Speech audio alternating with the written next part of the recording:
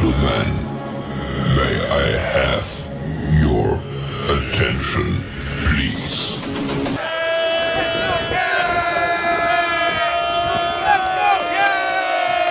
The show starts in 3, 2, 1, go.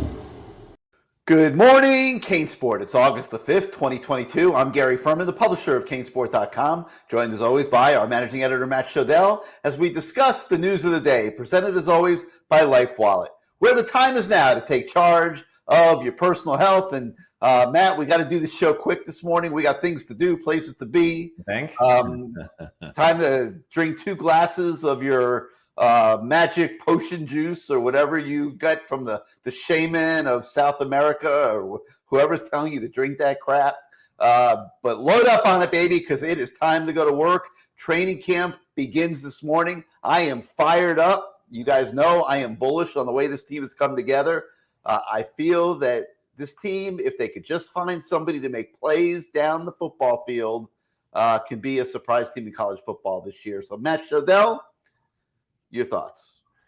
Well, first, people wanted to know, I was saying yesterday how there was only one player who didn't seem to get the memo that the message to the media at Media Day a few days ago was supposed to be, we're taking it one day at a time. We don't have any goals, So I said, I was just messing around, but I said, if nobody says anything negative about me on YouTube, then I'll tell everybody today.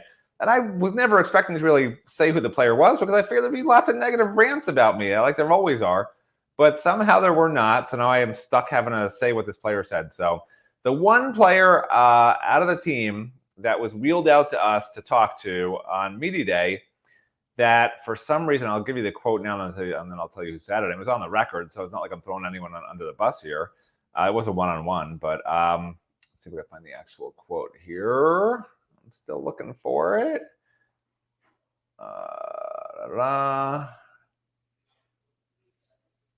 Let's see. Oh, here it is down at the bottom. Silent time works in YouTube, right, Gary? They like it? People like it when we're not talking? All right, here it is. This is the quote. As for the team's goal, I asked, because this is my question. What are your goals for the year? For the team. He says, Natty, that's what I want. National championship, ACC championship, a championship. That's what I want. We have the talent and we're putting in the work. So that was the response. Whereas everyone else that I asked, what are the goals? It was work hard, one day at a time. Literally everybody else except for this one player. And that one player who now I think should start and play as many reps as he wants to every game because he's the only one who apparently has high goals. And that would be Jared Harrison-Hunt. So congratulations, Jared.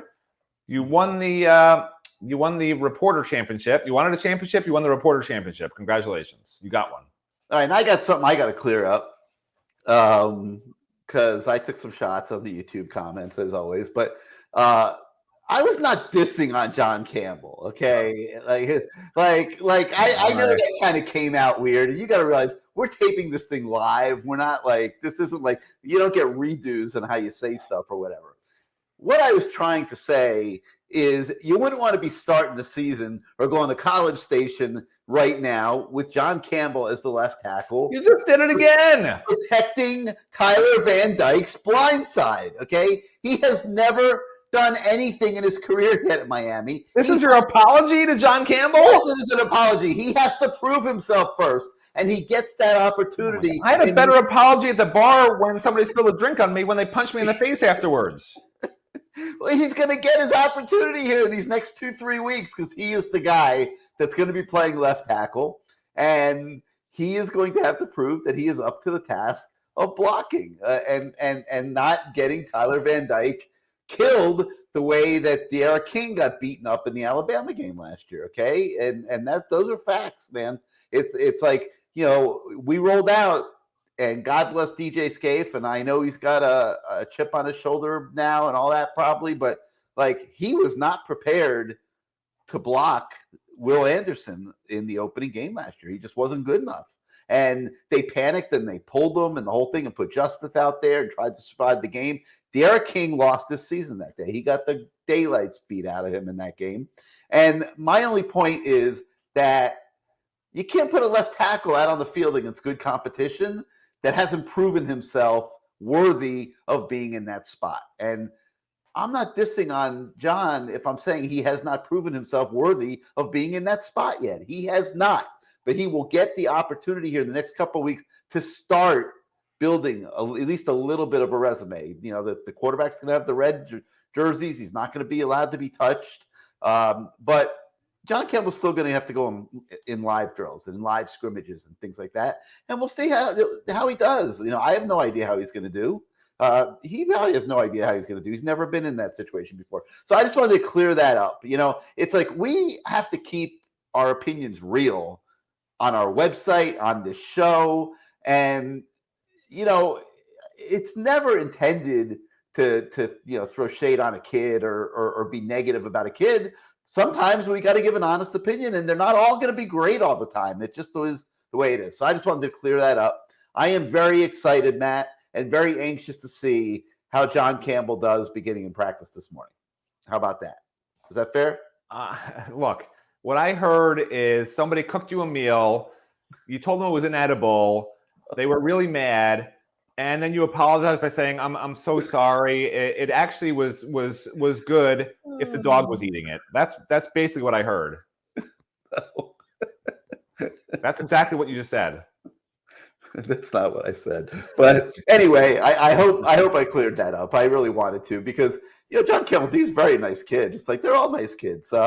But he has not accomplished anything as a football player at the University of Miami to this point. I can't believe anybody would disagree with me on that statement. So we'll see what happens here these next few weeks of practice. Mario Cristobal thinks he could be one of the best players in the ACC. We're going to find out real soon. All right. So, Matt, got to be excited. Practice beginning, all this build-up for all these months with the coaching changes, the staff that was put together, all the recruiting that's been taking place. Now it's time to play football, and it's time for these coaches to prove their class that we believe they have and put a team out on the field beginning the first week of September that is more representative of the Miami Hurricanes than maybe what we've seen for the most part in the last 20 years, other than the first 10 games of 2017. Oh, and by the way, I total non sequitur, but I remember the name of my fan club. Those two people. It was the Legion of Doom, or was it the Legion of Zoom? Something like that. Legion of Zoom. I don't know. Something like that. Anyway, yeah. Look, I'm excited to get out of practice this morning because we haven't seen this team even in the spring because there was so many pieces missing. And what they did in the spring with new coaches was so different than what we're going to see when the fall commences here in a couple of hours that you almost have to throw the spring out. I mean, it was nice to see guys run around, but that's all that was. We have a game in a month, and we better be ready. And they're going to be hitting the go button from the first minute. There's no, okay, don't worry about it. You know, you had a bad rep. I mean, with this staff, every single rep matters. You have one bad rep, you're at the back of the line. You have one bad practice, they might kick you off the team.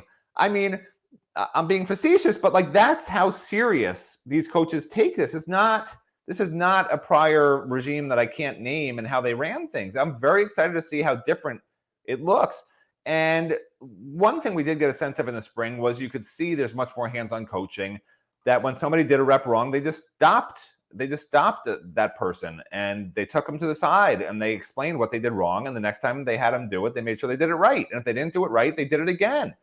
It wasn't, they didn't do it right, they'll figure it out on their own, or, you know, or whatever. I mean, it was almost unfathomable over several years, not just one coach, but over several years that we watched this, where we'd see guys do the wrong thing in a drill, walk through a drill, whatever, and nobody said a word. You know, nobody said a word because I guess the perception was that at the end of the day, that player probably, it was going to take too much effort to try and fix one player. We'll just go on to the next guy. Maybe he'll do better. You know, that's not how this staff approaches things. This staff approaches things where everybody has to put in the work, because if the guy next to you is not putting in the work, you know, it affects you.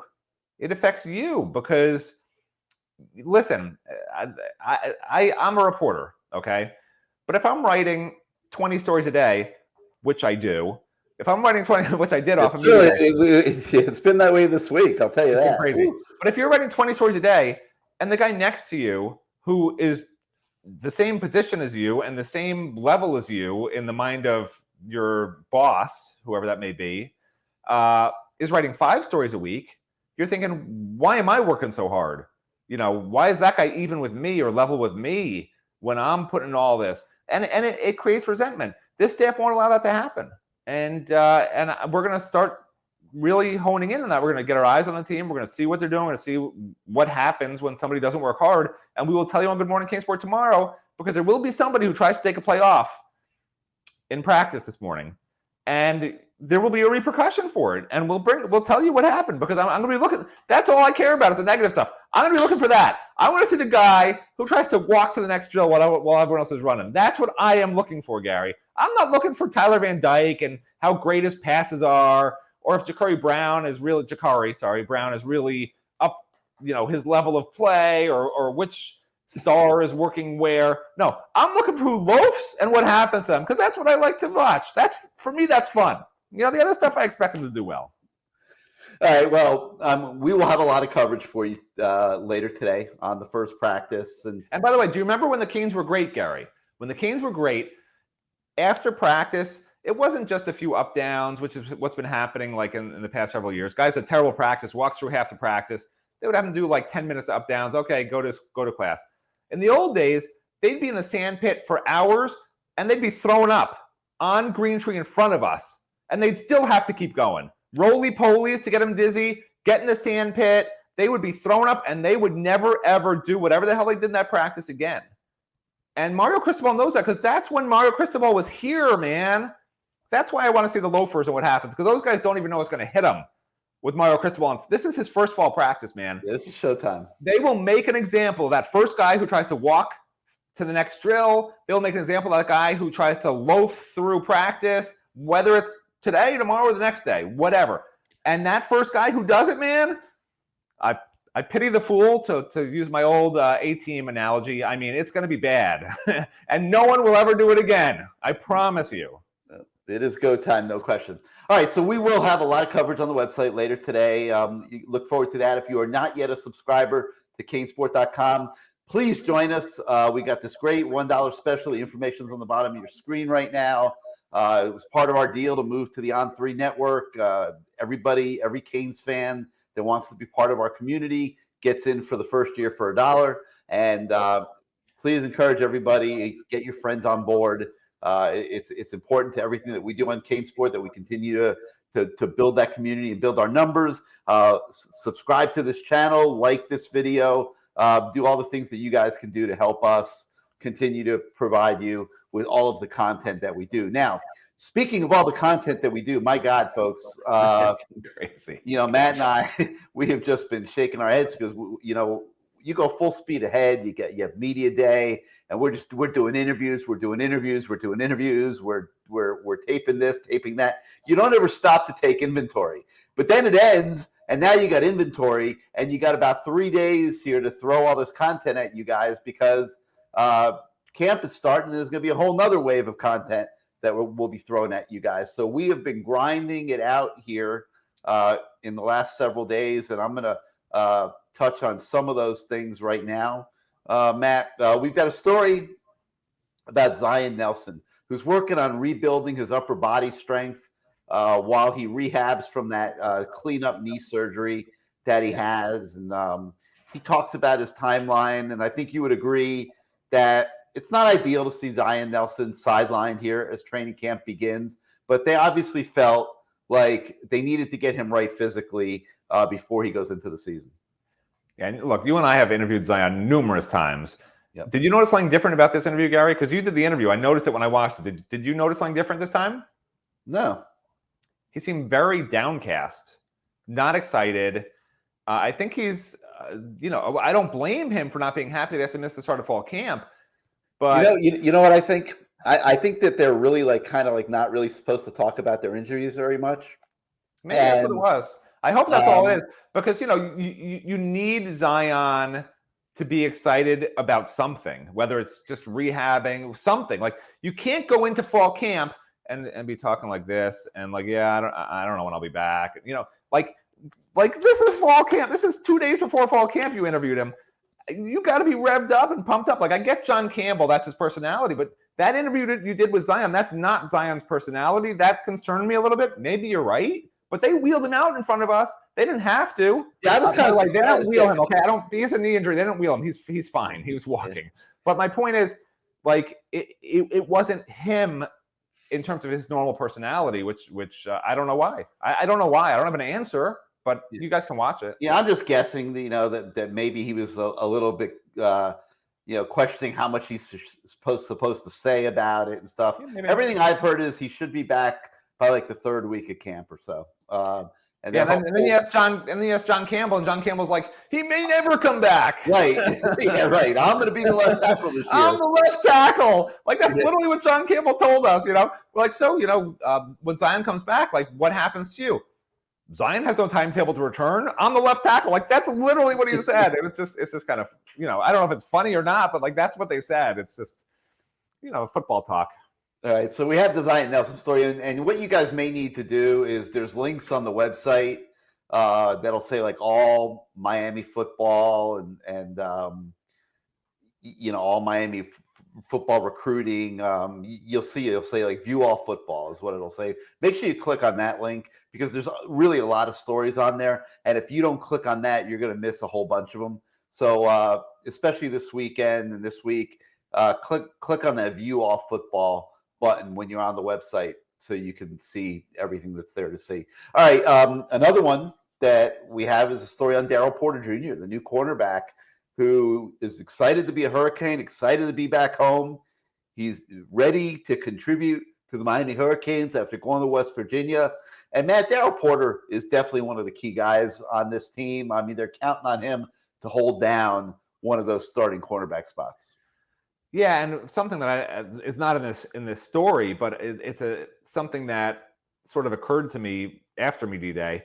So when we were talking about the star position, which is a very important position in Kevin Steele's defense, it's basically a nickelback position that can blitz, and they line up in the box typically. And Tyreek Stevenson is working there. And Gil Fryerson's the only guy who really is a star by himself. Keontre Smith's a will, based on talking to Coach Steele. So I'm curious, because the cornerbacks looked so good in the spring when there was no Tyreek and there was no Daryl Porter. And Takori also, by the way, is there, but he's so light that probably has to be only when he's covering a slot guy. So I'm thinking it's possible that they use Tyreek in the box a lot.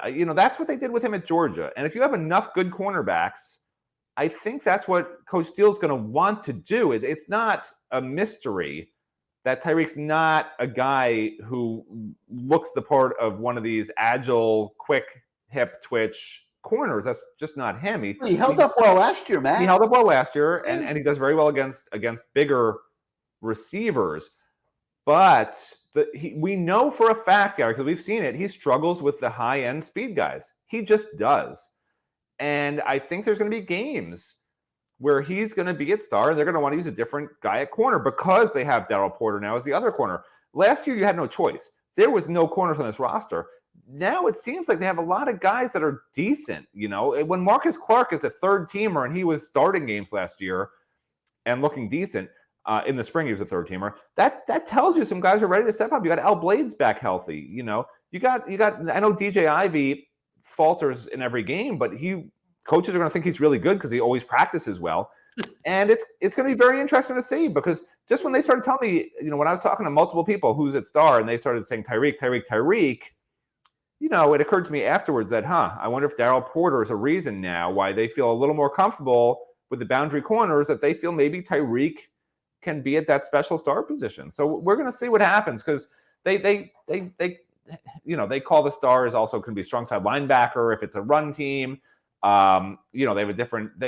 Coach Steele said they had at one of his stops, they had 3 different packages at star: a first down guy, a second down guy, and a third down guy. All different players that they would use in those situations at that position. So God knows what's going to happen, but it's just food for thought. All right, so we've got that story. We also have a story on Caleb Johnson, another one of the key guys on the defense this year. coming in from UCLA. They're counting on him to be the man in the middle of the defense and probably make the calls and utilize his experience to help the defense. The thing that I've heard about Caleb Johnson, Matt, is that he's really thriving in this Kevin Steele defense because it opens up lanes for him to use his speed and get to the ball. And I think that they're counting an awful lot on this kid to shore up what we all know is a position that, even with him, might be in a reasonable amount of trouble. Yeah, will he be great? I don't think so, but I think he will be very good. And what's interesting to me about it is the real issue at Miami is the will spot. They're hoping Keontre can hold it down. But guess what? Now that he's in the middle, they're actually giving Corey Flagg weak side reps, which is crazy to me because there's no way Corey Flagg, for those of you that have seen Corey Flagg, I don't know what they list him at, but he's not tall. He's fast enough, but he's not one of those hard-hitting will guys, go upfield and crush somebody and make a tackle. He's just not. So I don't know if that's worrisome or not that they're trying him at will. Like, do they feel like they need help at will? I don't know. I was hoping Chase Smith would really find a spot, but talking to some of the guys in the program, it just sounds like he's sort of starting a little behind the eight ball. I don't know why, because you look at him and he looks fantastic. I mean, he looks like what those old school, really good outside linebackers look like. But I have a feeling when we show up at practice tomorrow, he's going to be with the third team. I really do. And I don't understand it. Maybe he'll work his way up. Maybe he doesn't understand the defense. I don't know. But in my dream world, the Matt Shodell dream world, I've got Chase Smith starting. I've got Caleb Johnson. And then honestly, I would have liked to see Keontre Smith at star and not Gill.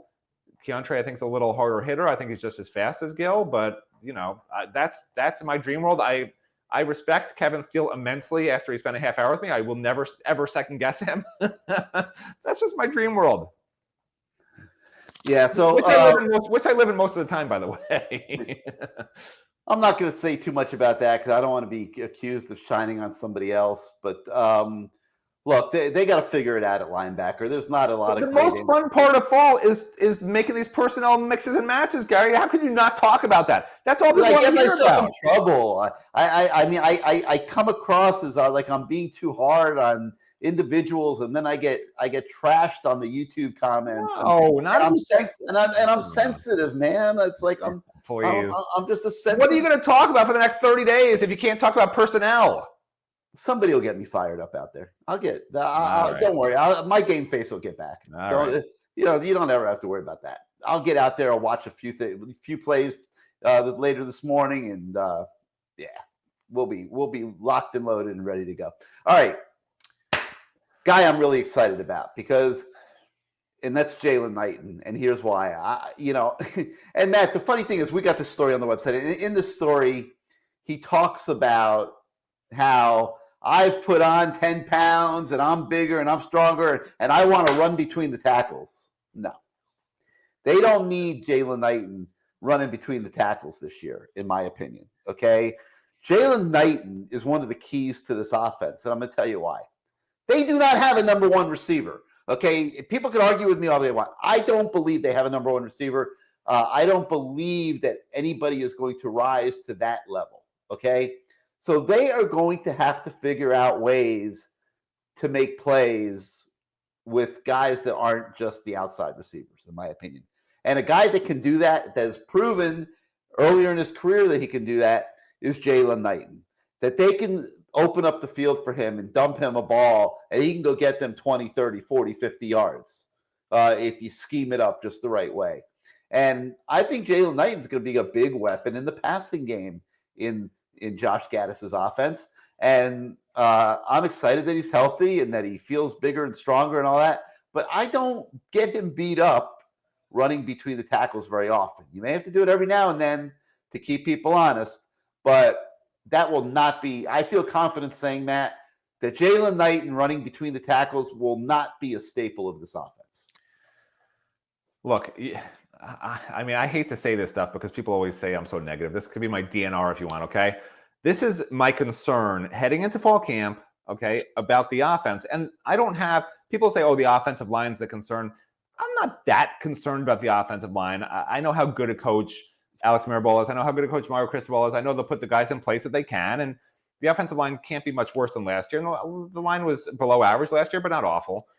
So my concern with this year's offense, okay, with that said, is I have a strong feeling that when defensive coordinators take a look at Josh Gaddis and what he's done in the past, and at Miami's personnel, they are going to say, we're not scared of the outside receivers.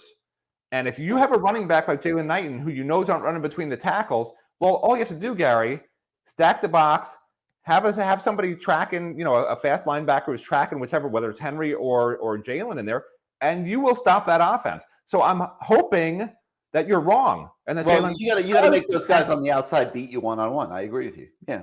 And I'm not sure they can. And if they can't, it's going to be a big problem for this offense. And you're saying, well, they don't have a number one receiver, and just say, oh, well, Jalen Knighton could be that. No, Jalen Knighton's not a receiver. No. I didn't say he could be their number one receiver. No, but he can be a weapon in the passing game. He can be a weapon in the passing game, yes. Right, because there's no number one receiver. Like, he's going to help out. I'm saying if there's no number one receiver, it's a little bit easier for a defense to take a Jalen Knighton or a Henry Parrish out of the game. Now, what I think Josh Gaddis will counter with, okay, I have a feeling this is what he's going to try to do at first, and we saw it in the spring game, is where you line up two tight ends, a lot of misdirection, the tight end pretends to block, then all of a sudden he's free 5-10 yards downfield. And he could do the same thing with the running backs. I have a feeling they're going to have similar packages, two running backs at a time in the backfield. They could either stay that way or one can go into the slot, motion, that sort of thing, misdirection. The problem for me with that, again, is Tyler Van Dyke is a really effective downfield passing quarterback. 15 yards plus is his bread and butter. He can dump him off all day. But that was when Rhett Lashley faltered, was when he was throwing these little, quick hitters to the running backs, these little outside zone plays. And, it's not effective. These receivers have to get open downfield. So that's my DNR. If the receivers aren't getting open downfield, Gary, if there is no number one threat, it's a major problem. And, I disagreed with you at one time about that. And I said, they don't need a number one receiver. They have enough out of the whole group. You're coming around now, aren't you? But here's my point. Either the whole group is number one receivers or they're not. Because if none of those guys are number one receivers and they're all number two and number three receivers, then none of them are getting open downfield, right? So you got one of the best deep ball passes in college football. Well, where I not have somebody he can consistently throw it to down the field. Right. Well, where I differ from you is you say there has to be a number one receiver. I'm saying they all have to either be number one type receivers, not just one of them. That's where we differ. Because if they're all number two and number three guys, if they all would have been backups last year and no one's at Mike Harley or Charleston Rambo's level, this offense, with what I've seen Josh Gaddis do, could be in trouble if a defense coordinator schemes it up correctly. That's my concern. That's my preseason DNR as my concern. That's all. Yeah, I'm with you. So anyway, we have a story on Jalen Knighton on the website today. Let's see. We also have a story on a guy that's going to be looking to take reps away from Jalen Knighton, and that's Trevante Citizen. And, he's still trying to figure everything out, Matt. He's not putting all kind of crazy demands on himself or crazy goals or whatever. He's willing to take this as it comes, figure it all out. He understands the adjustment that he has to make going to college football. And your thoughts on Trevante Citizen? I think he's got to get the ball in his hands. The concern with a freshman is always pass protection. We'll start seeing what he can do at some point this fall in that respect. But, that guy's got to have the ball in his hands because, like you said, it's not a sure thing when you hand Jalen Knighton or Henry Parrish the ball running up the middle. It's just not. Especially you're going to have 3rd and 1, 3rd and 2s, 4th and inches. We saw how many times did Rhett Lashley try to give the ball to Jalen Knighton in those situations, Gary, and I think 1 out of 10. I'm not even kidding. I think it was 1 out of 10 that actually converted. That's not a joke. That's probably about what the stat was. Yeah, or 1 out of 11, whatever it was. Yeah, it was one of the great failures of Rhett Lashley. Is he always would try to run the ball up the middle on 3rd and short, and they would fail almost every time. Correct. And what I loved about Trevante Citizen is he doesn't know any better. He just hasn't done. I've talked to him before when he was in high school, but he hasn't done a real interview on a media day. And what he said to me, it was one-on-one. What he said to me was, I said, actually, there's one other reporter there. And the question was, how would you describe your running style? He said, one cut downhill physical. And there's no one else on that roster. I don't even think Don Chaney would say that's his style. that says that. That's what they need. That's what this team needs. That's what this team has missed for the whole Rhett Lashley era. And if he picks the hole, and if it's the correct hole, and if he hits it hard enough, and if the offensive linemen aren't getting blown back, he will have, this guy's powerful, man. We saw him, okay? He will have enough momentum that he'll pick up the yard or two that they need every Just to hold on to the football. Hold on to the football. Understand he's not in high school anymore. Yeah, I mean, as long as the offensive lineman's not getting blown back, he will get you a yard or two when you need it on 3rd and 1 and 4th and 1. I mean, I just don't see how he can't. Shoot, look at that guy. I haven't seen a guy like that as a freshman running back here. I mean, he literally had to lose weight just because he was a little too big and strong, you know? Like, so he came in, he gained like 8 pounds, and he had to lose like 5 or something. Yeah. So anyway, so we have a story on Trevante Citizen. You guys will like digging into that. We also have a story on one of the guys that I guess is a candidate to be a number 1 receiver. They would love to see him become a number 1 receiver, and that's Jacoby George. He's added 10 pounds. He feels stronger. I don't know that that's made him faster, but he thinks he is ready to step up as a receiver and a returner.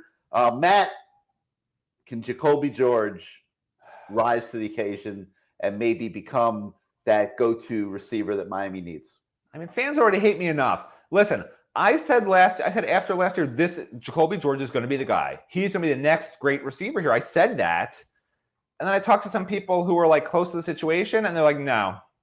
So like, I don't want to be the Debbie Downer, man. I just tell people what I hear and what I think and what I know. This is something I'm hearing. It's not something I think or know. I'll watch him tomorrow. I mean, I still think he can be a starter. I think there's a good chance he'll be with the first team tomorrow, at least for half the practice or more. I don't understand why the people I'm talking to seem to think he won't get it done. From everything I'd heard before that, it was like, this guy is athletic, he's fast, he's difficult to cover. So, I got to see it for myself. I'll get eyes on him tomorrow. I'll make a priority to keep an eye on him. I mean, they'll be in they'll be in shorts, but I think tomorrow is tomorrow. No, they start pads on day 3 of practice. Yeah. Tomorrow's going to be shorts. So not tomorrow, but it would be in 3 days. That's really when you can see. So I'll keep an eye on him when they get the pads on and just sort of see, because that's when you can tell a little bit more. All right, I'm with you. I don't, I've heard the same exact things. So, we'll see. We'll see what happens. We're open-minded on these guys. But, if you ask me the way I think this is going to play out, I think they're going to be challenged to make plays down the field. And I think they're going to have to find other ways to create offense. I think they're going to have to get creative. And I think that's going to involve multiple tight ends on the field. It's going to involve H-backs.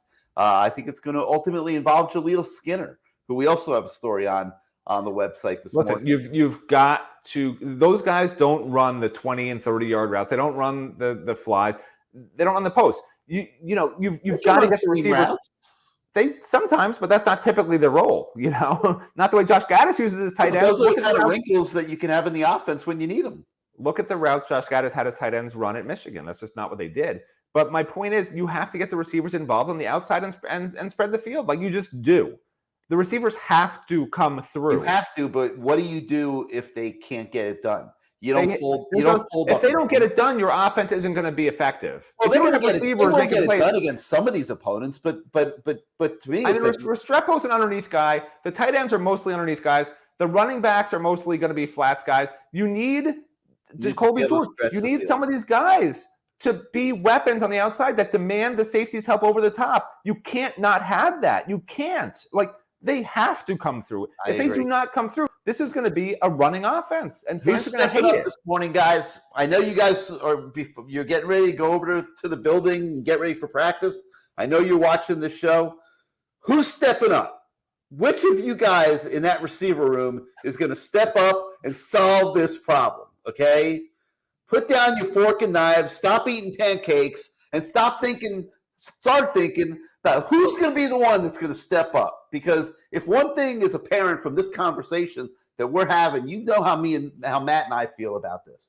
One of you guys is going to step up. This is the troubling part, is that I was very optimistic about the receivers until I heard some things on media day. And now I'm more like and you were way more negative about it, which is weird. But it's concerning, man. Like I was more concerned with the offensive line. I mean, I've been talking about this for 6 months. Welcome to the party, Matt. Welcome to the party. It's a funeral. Well, it's not a funeral yet. Not yet. And that's why I am calling out the receiver room. Who is going to step up, guys? I want to start seeing it later this morning. I want to see guys stepping up. I want to see max effort, every rep. I don't want Xavier Restrepo standing out like a sore damn thumb again. I mean, when everyone's telling me that a JUCO receiver who was at Lackawanna that wasn't even heavily recruited by anybody is going to be their best receiver, that's concern. That's maybe it's just me. Maybe he is the greatest receiver ever, but like that's what I was hearing was this is the guy. This is the guy. This is what I know. I know that every single play that we watched in the spring, Xavier Restrepo stood out as being the guy given the most effort in that position group. 100%. That's got to change starting today, okay? And all you guys are watching, that's got to change. Nobody gives change starting today, receivers. Nobody gives Restrepo's effort. Have you seen Restrepo? Nobody gives that level of effort. It's a little. If every receiver gave that effort, they would all leave the field in an ambulance. He's throwing himself all over the field like a mannequin dummy in a crash test. Don't give that effort level, receivers. We need you healthy. Xavier's figured out how to fall correctly, apparently, many, many times on a daily basis. I don't encourage other receivers to do that. All right, we got a few more things to talk about here this morning. But first, let's hear from our friends at LifeWallet.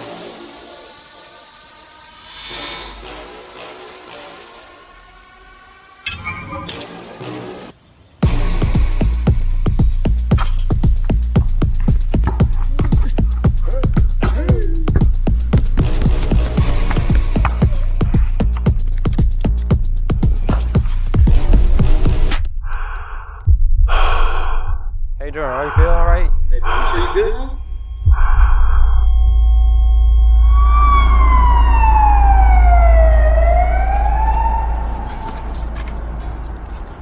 Hey man, how you feeling? I feel really dizzy. Do you have LifeWallet? I do have LifeWallet. Program activated.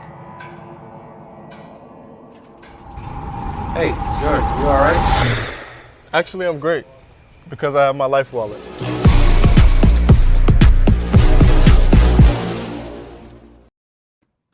Did you like that better the second time, Matt? Great.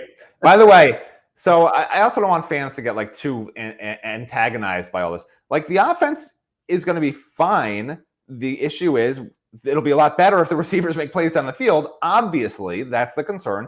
And the defense is going to be better. The defense has added so many pieces. So even if the offense isn't as effective as it was, the defense can help make up for it. As we've been saying, or as I've been saying, 9 or 10 wins, I expect that, regardless of if receivers step up or not. But it'll help against Clemson and Texas A&M if the receivers are making some plays along with the tight ends, along with the running backs. It'll help against Pitt. So hopefully people out there understand. Too. Yeah. But I feel like it was like sort of a pity party this whole show, and it's the first day of fall practice. We should be excited, We should be just excited. We're doing every game. They're amazing. That's what people want to hear. So I'm very excited. I'm totally fired up. I'm excited, but I think fans. Looking back on what we've been saying, I think fans are going to think like we're being a little too negative. So we're just drawing attention to the preseason issues that we see. There's no reason not to do that. That's our job. We're supposed to be critical and objective. No, not critical, analytical. Objective, I believe, is the word you're looking for. Objective and analytical, correct. Well, analytical is if you can spell it, I guess you can use that word. Analytical and objective. Supposed to give people real opinions, not blow a bunch of smoke. Listen, I agree, but I just already know the negative stuff. Oh, they're so negative. Oh, I can't watch this show. They're not Cane fans. That's what we hear. So, all right. So we gotta run here in a minute. So let's cover a couple more of these stories. So we have a story with Al Blades, and it's really, really interesting. Al he just loves football. He's got so much passion for it. He was hurt, missed parts of the last 2 years. Now he's hoping to be healthy this entire season and make his mark on the schedule in the season. So you can catch up on that story too. We also have a story on how the return of all those players that missed spring practice impacts everything. And Matt, you referred to this a little earlier in the show, but there's a lot of guys. What was it, 20 guys that missed spring practice? Oh, I don't think was it 20. I didn't really.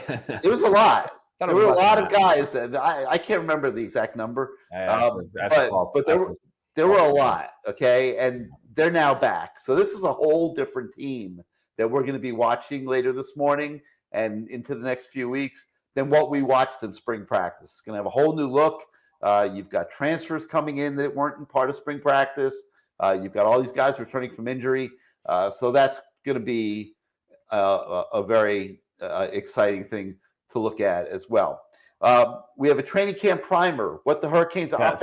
17. I just added up 17. 17, yeah. That's close to 20, yeah. All right. We have a primer on what the offensive depth chart might look like. That'll be one of the things that we're looking at the closest today in practice. So hopefully by later this morning, we'll be able to give you a report on what the depth chart looks like, at least to us, coming out of summer workouts. But we take a stab at predicting that this morning. And then we also have a story on the biggest concern on defense as training camps ramps up. So that's another one. And then lastly, we also take a look at the defensive depth chart and what that might look like as well. And we take a look at the position battles that will be taking center stage here as the Canes begin fall camp. So Matt, to sum it all up, a lot for everybody to read while we go to work. And Big day. Stay tuned, everybody. Later this morning, lots of reports. Well, we'll have reports all morning, but lots of feedback also from coaches, players. It should be pretty good. Everyone, stay tuned. Should be pretty good. Stay tuned. All right, so we're gonna go now. We thank everybody for starting out your day with us. We're headed out to practice. For Matt Shodell, I'm Gary Ferman. We'll be back at you guys later this morning with tons of coverage from day number 1 of Canes training camp. Have a good day, everybody.